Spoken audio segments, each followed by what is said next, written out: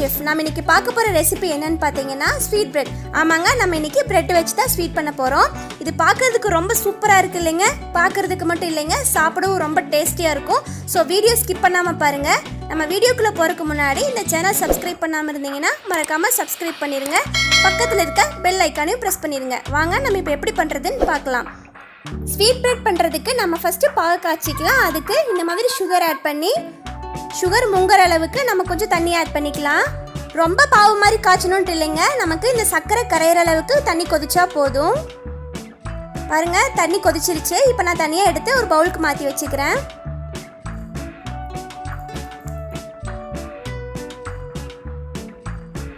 பவுலுக்கு மாற்றிட்டு இது கொஞ்சம் நேரம் ஆறட்டுங்க.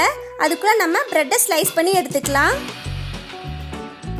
இந்த சைடில் இருக்க ப்ரௌனாக இருக்க ப்ரெட்டெல்லாம் நமக்கு தேவையில்லைங்க. ஸோ நம்ம தனியாக கட் பண்ணி எடுத்துக்கலாம். கட் பண்ணி எடுத்துட்டு நான் ட்ரையாங்கிள் ஷேப்பில் ப்ரெட்டை ஸ்லைஸ் பண்ணி எடுத்துக்கிறேன்.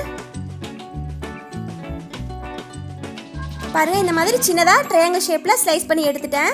இப்போ நான் கடாயில் எண்ணெய் ஊற்றி எண்ணெய் சூடாகட்டும். எண்ணெய் சூடானதும் நான் எடுத்து வச்சுருக்க ப்ரெட் ஸ்லைஸை ஆட் பண்ணிக்கிறேன். பிரெட் ஸ்லைஸ் ஆட் பண்ணி 1 மினிட்ல நீங்கள் திருப்பி போட்டுருங்க, இல்லைன்னா ரொம்ப கருகிடும். பாருங்கள், இந்த மாதிரி லைட்டாக பொன்னிறமாக இருந்தால் போதும். எல்லா ப்ரெட்டையும் திருப்பி போட்டுட்டு 2 சைடு நல்லா பொன்னிறமாக வந்ததும் நம்ம எடுத்துக்கலாம். எனக்கு 2 சைடு பொன்னிறமாக வந்துருச்சு. ஸோ இதை எடுத்து தனியாக எடுத்து வச்சிடுறேன். இதே மாதிரி எல்லா ப்ரெட்டையும் நம்ம எண்ணெயில் பொரித்து எடுத்து வச்சுக்கலாம். பாருங்கள், எல்லா ப்ரெட்டையும் எண்ணெயில் பொரித்து எடுத்து வச்சுட்டேன். இப்போ பாருங்கள், சர்க்கரை பாகு நல்லா ஆறிடுச்சு. இப்போ நான் பொரிச்சு வச்சுருக்கிற ப்ரெட்டெல்லாம் ஒன்றொன்னா இதில் சேர்த்து ஊற வச்சுக்கிறேன்.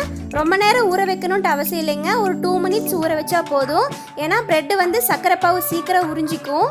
ஸோ நம்ம 2 நிமிஷம் ஊற வச்சா போதும். ஊற வச்சுட்டு இந்த மாதிரி ஸ்பூனில் டிப் பண்ணி விட்டுக்கலாம். ஒரு சைடு நல்லா ஊறினதுக்கப்புறம் இன்னொரு சைடு திருப்பி விட்டுக்கிறேன். இதே மாதிரி எல்லா ப்ரெட்டையும் திருப்பி விட்டுக்கலாம். இப்போ பாருங்கள், எல்லா ப்ரெட்டும் நல்லா ஊறிடுச்சு. இப்போ நான் இதை எடுத்து காமிக்கிறேன்.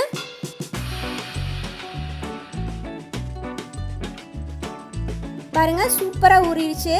இதை நான் தனியாக ஒரு பிளேட்டில் எடுத்து வச்சுக்கிறேன். இதே மாதிரி எல்லா ப்ரெட்டையும் எடுத்து வச்சுக்கலாம். அவ்வளோதாங்க, ஸ்வீட் பிரெட் நமக்கு சூப்பராக ரெடி ஆயிடுச்சு. குழந்தைங்களிருந்து பெரியவங்க வரைக்கும் எல்லோரும் விரும்பி சாப்பிடுவாங்க. ஈவினிங் ஸ்நாக்ஸுக்கு இந்த ஸ்வீட் பிரெட் ரொம்ப சூப்பராக இருக்கும்.